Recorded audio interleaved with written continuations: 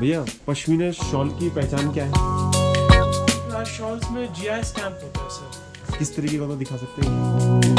आपकी काफी पुरानी शॉप है क्या? क्योंकि इस तरीके का बोर्ड कहीं पे नहीं लगा हुआ है बताने के लिए।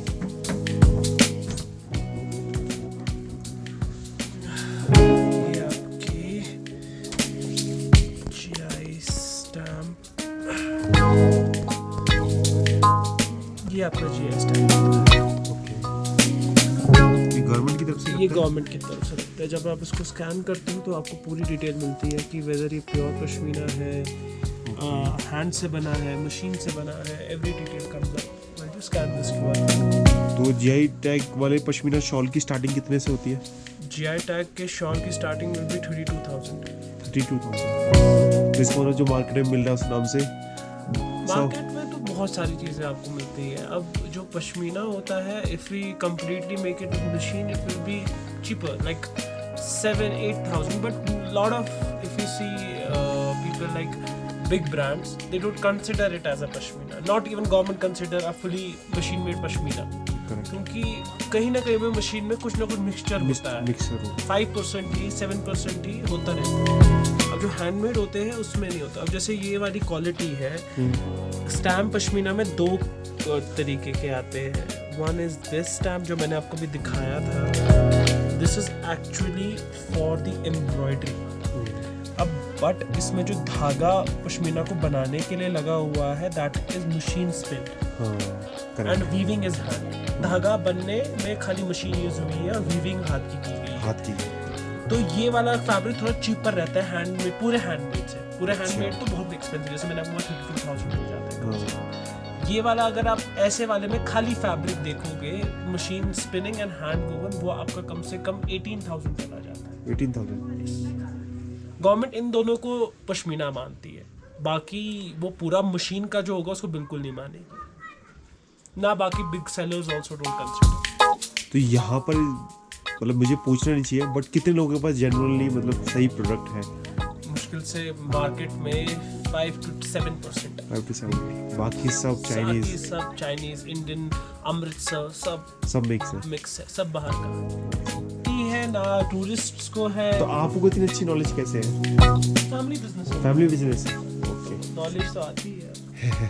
Inherit these kinds of things. और क्या है इसमें मतलब पश्मीना के अलावा जो स्पेशली लेह का फेमस हो आपकी शॉप पर? लेह का फेम, देखिए लेह में ज़्यादा चीज़ें होती नहीं है। लेह में एक्चुअली में 2 फैब्रिक्स हैं जो बहुत फेमस माने जाते हैं। एक तो ये पश्मीना आ गया, ये तो वर्ल्ड वाइड फेमस है। और यहाँ पे एक चीज़ है जिसको याक वूल बोलते हैं।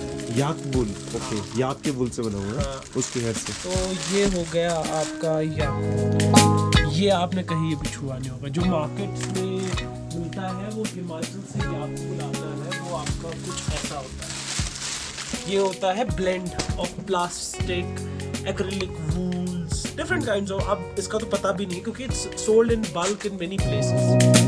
ये हो गया आपका छू के, मतलब ये आप देख रहे हैं कितना रफ एंड टफ है। हाँ।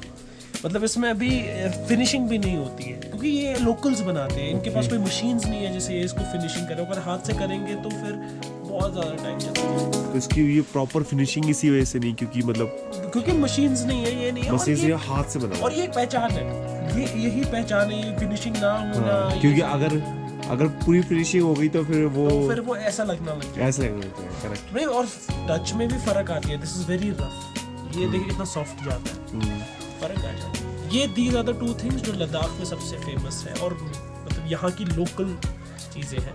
फिर then you can make hundreds of stuff. जैसे आप पश्मीना के ग्लव्स बना सकते हो, स्वेटर्स बना सकते हो। There are like multiple things you can make, but depends. GI tag का कंफ्यूजन ज़्यादा है लोगों को कि बस जीआई एक्चुअली में खाली पश्मीना के लिए नहीं है। हाँ। everyone is busy with their life, people don't know what is happening in the market. Banaras silks are